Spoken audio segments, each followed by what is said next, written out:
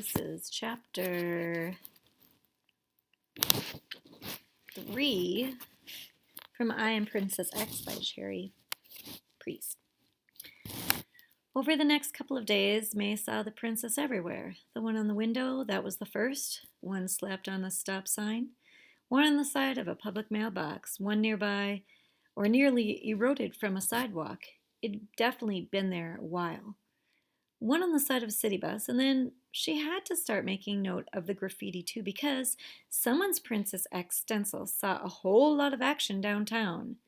May found the artwork next to the storm runoff drains, down at the Pike Place Market, beside the big brass pig, across from the fish-flinging guys who always end up on postcards, beside the world's first Starbucks, which was brighter and more packed with tourists than Starbucks tend to be anyplace else.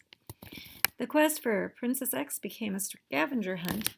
Every time she found an image, she snapped a picture and then asked anyone nearby, any shop workers or stall merchants, anyone who might linger from day to day, if they knew what it meant or if they'd seen who put the image there. The answer was always no, no, no. May stalked the streets in sunglasses and earbuds, even when the sun wasn't out and there was no music playing on her iPod. Just so no one would talk to her, she could hunt for Princess X without being bothered. She moved through the city like a spy, watching and listening without being seen or heard.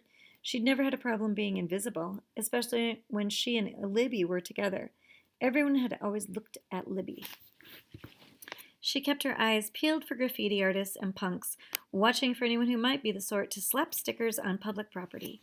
She watched the skater kids and the cosplay girls and the students at bus stops and the little grade school goons in lunch boxes. And without meaning to, she kind of watched for Libby. Some part of her wondered if she couldn't find more evidence of Princess X lurking in the spots the two of them had spent the most time together. And it gave her an excuse to visit their old stomping grounds. May didn't expect to just chase the stickers straight to Libby's ghost or anything. She had just stopped avoiding their favorite places, and that was it.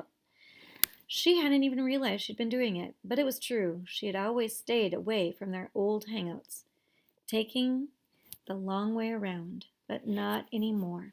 Their favorite bookstore had closed, and then turned into a record store, and then that had closed too, but the storefront was still there. May thought of the rack of comics that used to be in the back, where Libby flipped through the books endlessly, looking for any artwork cool enough to copy. Copying is the sincerest form of flattery, May used to tell her. She could still hear Libby's voice, clear as a bell from 3 years away. It's also really good practice. She already knew Black Taza wasn't open anymore, so there was no point in visiting it. She checked out the old Walgreens where once upon a time she and Libby used to shop for lip gloss and nail polish while they waited for the bus. There was always time to try one more swipe of lipstick across the back of their hands, testing to see if it looked good against their skin. There was always room for one more sweep of pearl pink, candy apple, or cinnamon blush. She didn't see any of those colors anymore, but she saw two other girls giggling and spreading lip gloss wands over their wrists, arguing over what looked better. Instead of getting teary, she went ahead and smiled. Outside on the bus stop sign, somebody had slapped a Princess X sticker, and that had made her smile too.